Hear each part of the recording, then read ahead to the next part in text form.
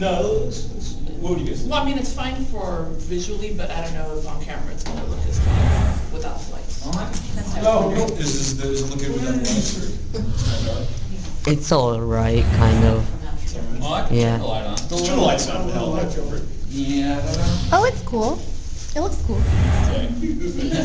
This is part 2 of Design Your Own Government. I think we already know each other's names here. Cujo, David. Whoa. That's the light off. Turn on. There you go. Oh, And so Diani and Patty. Diami, Kelly Day, Renee, and what's your name? Diego. All right, we're just going to continue where we left off, and right now Kelly's got the hot seat. He's going to be doing the Design Your Own Government.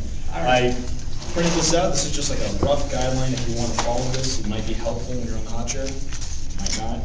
Don't worry too much about some of the stuff, the specifics, if it doesn't make any sense to me. All right, Kelly, you're on. Okay, well, wow, I had like a whole week to think about this, but I'm still pretty much going off the top of my head. I haven't prepared much. Well, first we got to think about what essentially the thought experiment is. It's, you know, you're approaching from the state of nature and you're kind of building a government. We're assuming the whole world is this, and this is like the first government. This becomes an important factor because factors such as currency and factors such as relationships with other countries become very much impacted by the simple fact that we are essentially the first government. You know, because the idea of defense is really only against people outside, but never like an organized military or anything like that. So just keep those things in mind.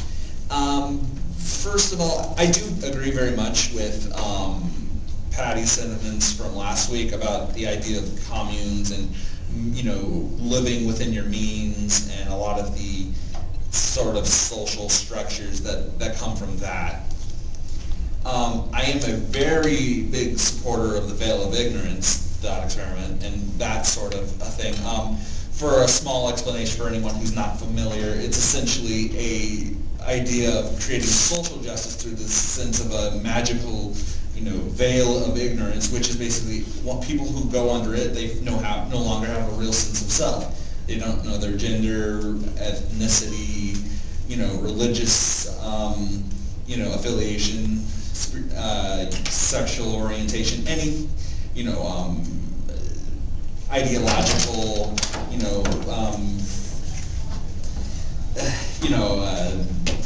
loyalties, anything like that. So basically, once you're under the veil of ignorance and you don't know who you are and you don't know what your interests are, you basically ask, what would I agree to? And that's, in essence, what the veil of ignorance is.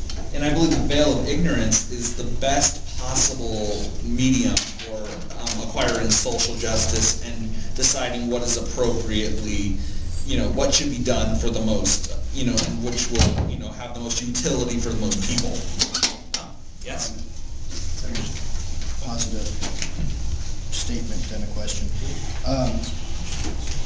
So while I agree that I think the veil of ignorance is the best model that I've yet experienced of social justice is not the same as constructing a government. All you've said so far is what you think you agree with in terms of social justice. Right. You're not claiming to build a government. Okay. So what kind of government would you build? In concrete, not abstract philosophizing. Right. Your concrete settings. How would you build the government? What is the structure of the government, Okay. so on and so forth? Well, that was sort of a rambly, ranty segue into some of the ideas because I felt like I should at least address the social atmosphere before going into the sort of, you know, nitty-gritty politics and economics and all that kind of stuff. First of all, I believe that because it's the first government and because no such system would logically have ever been, and there's really no necessity to it, my government probably wouldn't have currency. There's just really no need for it. Of any sort of... Yeah, no sort. So like communism. Well, yes, very much so. Well, communism, possibly trade, you know. I mean, very much, I make my things, I trade with you, bartering. I mean, because very much, you got to realize that there's really no need to arbitrarily decide. Can you explain the difference between barter systems and currency systems? Well, a barter system is when you trade actual objects. Right, but how is that any different from saying cash, bottle caps, food, people? What you're still trading something for something else. Well, the difference is, most obviously, you're exchanging goods rather than, abstract money. And secondly, the difference is that with currency, you basically arbitrarily decide something is worth this many units of wealth, and in a bartering system, it's not everything is necessarily set in stone. Now you're still doing the same thing though. You're saying that, let's just say you're trading cattle, for instance. A cow is worth 3 heads of sheep, or a house is worth 500 heads of cattle. Well, yeah. You're still basically measuring worth in terms of different things. So forget paper and coin money. We're just saying that this is worth this. It's you're equalizing or equalizing. Excuse me. In so many words, yeah. So, but how can you, I just find it difficult to understand that you're saying you do away with currency, but you're still going to have a bartering system, which is a form of currency. Well, let me make something clear. I'm not saying I'm doing away with currency. I'm saying, for the most part, the concept of currency is contingent upon a governed society. Now, that's not necessarily true, but it's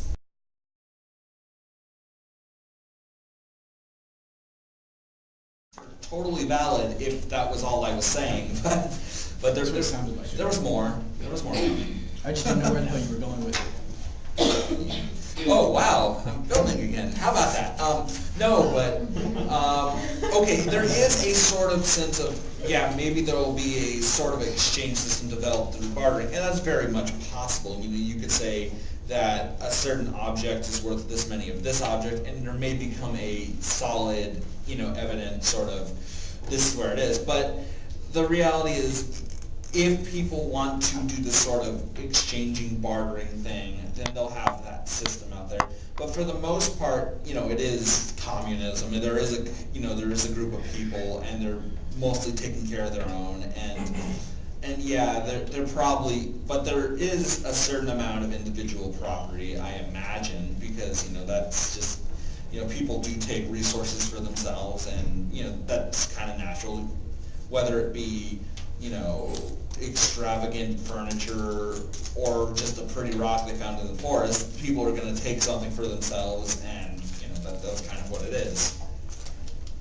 I guess I don't understand the difference between communism, a communist society, or what you're calling something close to communism. It's close. And yet at the same time, allowing people to have individual property. Well, yeah. You're kind of trying to have the best of both worlds, and yet throw out all the bad stuff, which on paper sounds great, but isn't practical. Okay, well, I'll totally take that objection.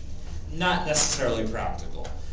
Once again, this is a thought experiment, and if you can find an individual hole in the system that could be that I could possibly address for you, I'll do my best. But did you address that one, the previous objection? Which objection was that?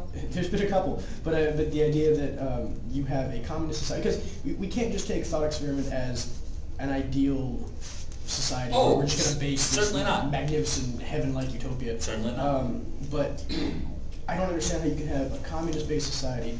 The problem I have with the communes is just that there are certain things that we take for granted here that we would not have and would sorely miss in those types of societies. So how can you have a communist society or a sharing wealth type society where everyone still maintains individual property? Well, one of the biggest problems is that we're implying that this is the first government, which means that as difficult as it is,